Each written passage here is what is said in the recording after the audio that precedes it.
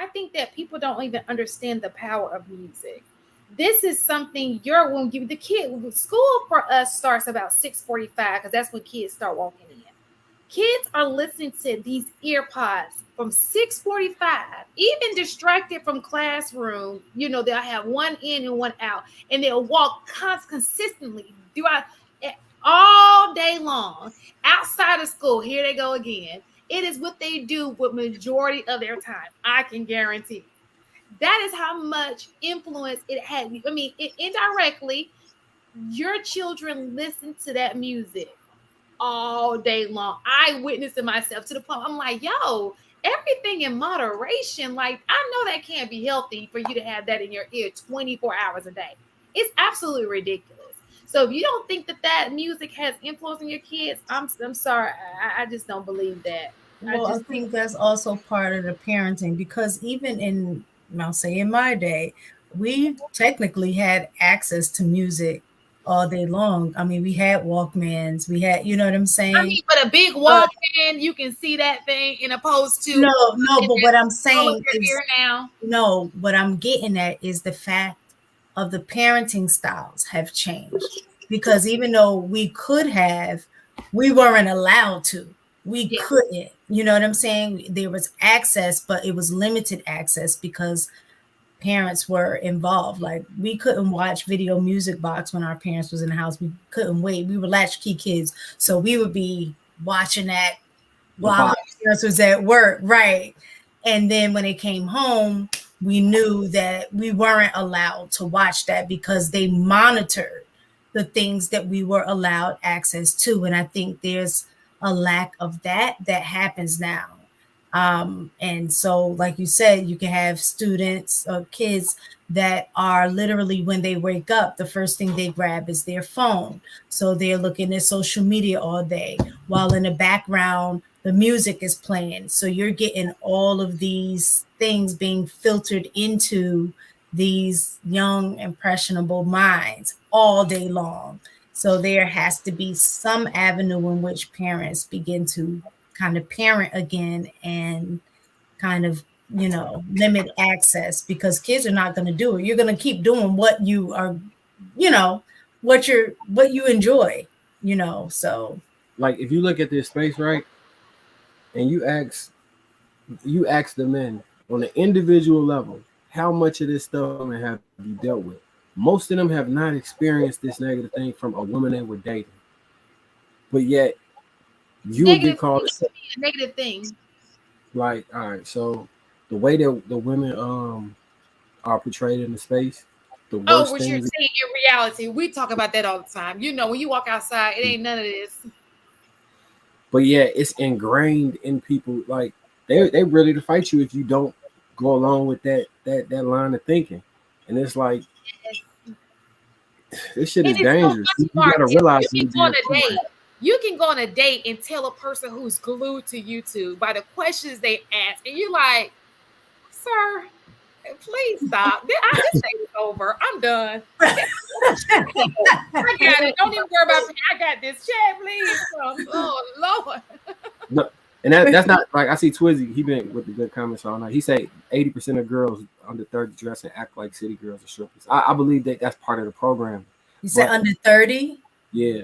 That's part of the program, because that's what they have, female rappers now. And this is the same thing with the propaganda. That's what they grew up on. If you grow up on see a girl and your parents are listening to it, everybody in the household is listening to it, like, it's on the radio. Like, if you look at regular up-to-date channels, like the popular channels, there's nothing, like, all that music is 24 hours a day. I remember when to hear Uncle Luke, you had to wait until afternoon, late night, or you just had to go to a party. That's the hours, yep. That midnight. Pop that coochie was not easily accessible on the radio. You was getting it, huh? You was getting it to that, though. But he definitely came to all the college campuses. He came to the college campuses. So I think, like, as much as we talk about music and, like, having it in your ear all the time, like, we talk so much about the lyrics, right? But I think that, like, we don't dissect enough, like, the subconscious part of it, like the rhythm, the notes in which music is being produced anymore, all of that stuff. Like, I don't know how much y'all are into like energy exchanges and stuff like that. I know that can be a little woo woo No, for a lot of people, ain't but nobody robbing no bank to Anita Baker. so but here's the thing, right? Is like, you know, even when Anita Baker was being around and like all of those, we still had Bonnie and Clyde, we still had all of these people out here robbing banks. Like, you know what I mean? Like, as much as we want to put so much pressure on music, we also have to talk about like the energy and frequency in which humanity exists in. Mhm. And like we can't also ignore the fact that music has come down to a lower level of frequency that also changes the way that people are receiving things outside of just the lyrical level. When we're talking about the way that like music is being produced itself, in terms of sound quality, in terms of like beats per minute, in terms of all of that stuff, like all of that stuff has a thing. Like when we talk about, so like in a lot of like the mental health healing world, we talk about grounding, right? Mhm. Being barefoot on real soil, because regardless of your feelings of it, there's an literal scientific energetic charge that you receive in your body in being barefoot on grass, on sand, whatever, real ground that's not concrete. So this idea that like we don't also attribute that to music as well, and the way that that shifted, I think is really interesting, because like as much as we want to make this a like a black people thing, it's not. Music is negatively influencing people across all races, because music is being mass produced at a frequency that it has not been before. It is at a Oh, lower frequency, a lower vibration, that is creating an insane amount of chaos across all communities.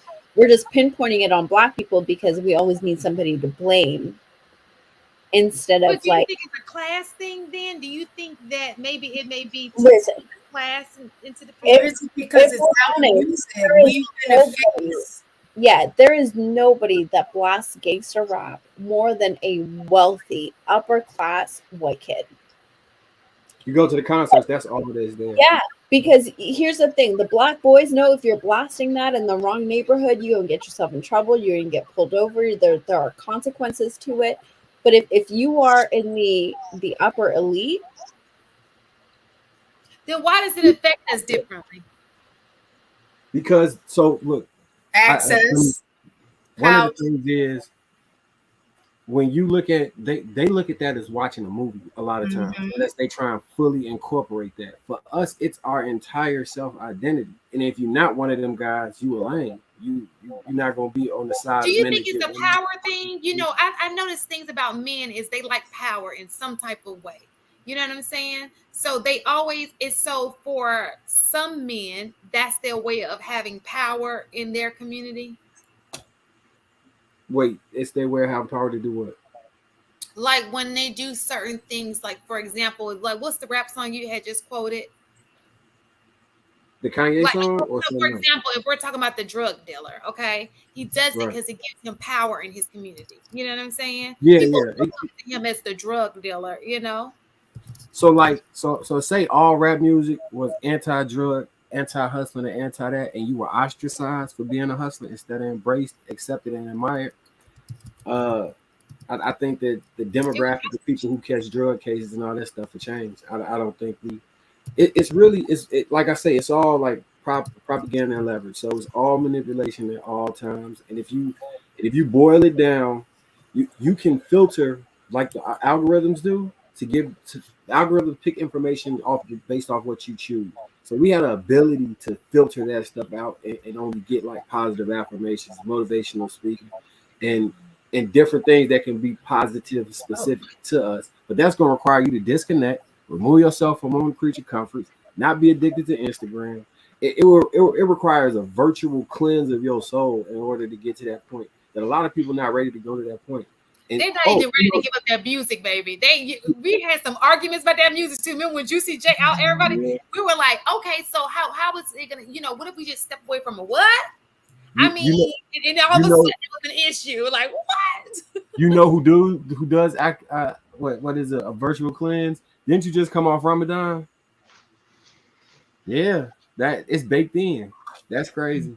I just want to say that is crazy. Did y'all This was an interesting conversation, you guys. Very good. I can't believe I stayed here till 3:22 with you people. with no braid? With no braid. I told you I'm not doing a braid. I'm doing a pinup. You know, I'm just gonna No pin it. thirst trap or a braid. Look, I pulled out the old school pink, baby. That's it. Okay, there it You is. better quit pulling on it. Off my So we see no, Mike ain't here. Mike. Mike be in the camera like, Oh my God, that is horrible. Stop.